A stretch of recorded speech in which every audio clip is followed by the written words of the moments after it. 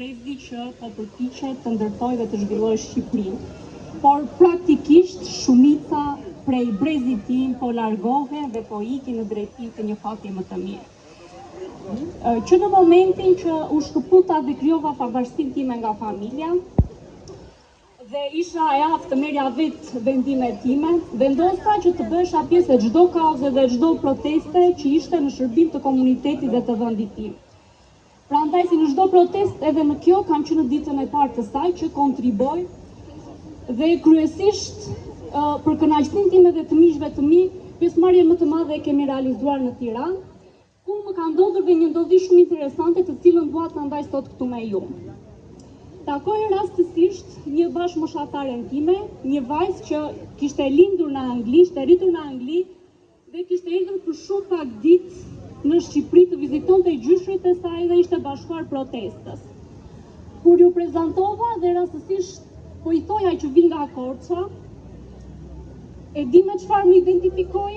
Me një pjesë nga një intervistë një zotrie që citonte Hugoi dhe tha ti je na i vendi, na i zotria që del dhe thot Hugoi i madh ka thënë kënaqësia është të jetosh, po më e madhe akoma është të mbijetosh.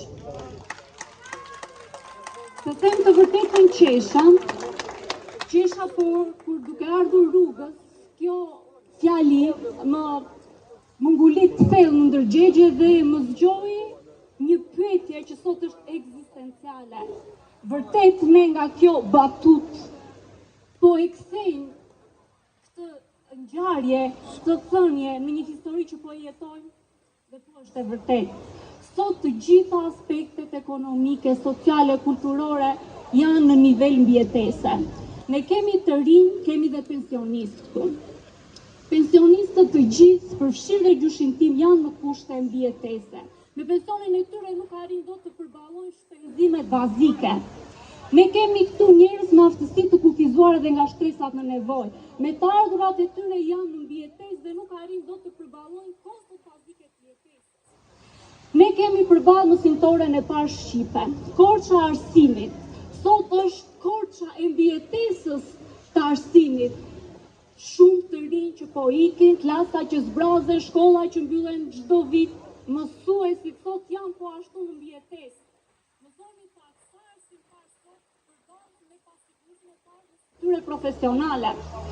Unë mes të tjera kam mbaruar shkenca bujqësore dhe ndjek me prioritet dhe debulez gjithçka që lidhet me bujqësinë, me industrinë agropërpunuese, me fermerinë dhe më lejoni t'ju them që të gjithë indikatorët e kanë shpënë Shqipërinë, bujqësinë e Shqipërisë në mbijetesë.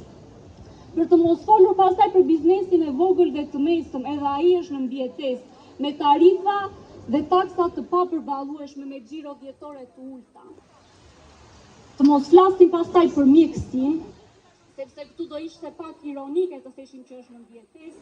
Më thoni ju mua, mbijeton dikush në qoftë se futet në kalvarin e mjekësisë, në Spitali Korçës, që për fatin ton është spital rajonal, po për fatin e keq nga ana tjetër nuk arrin të na sigurojë dot baza.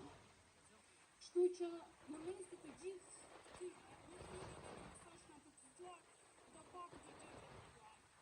Korça nuk e ka planuar mbijetesën historikisht në ditët e kësaj të këqija.